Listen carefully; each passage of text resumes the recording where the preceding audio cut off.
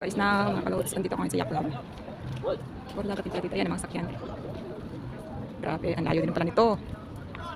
Ito sa Yacht Club. Ito po ang Yacht Club.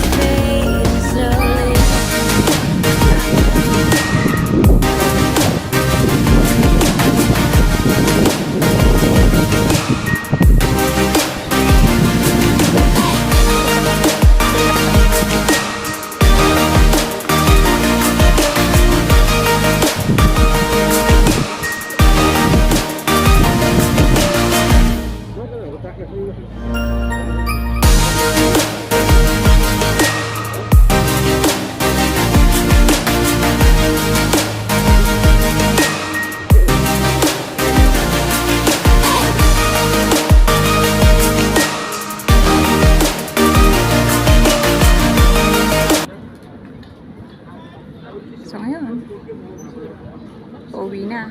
So maglalakad-lakad na lang ako kasi going home na. So yun na, naipasyal ko na kayo mga kalot, mga Koreans. So uuwi na po ako kasi gabi na, didilim na.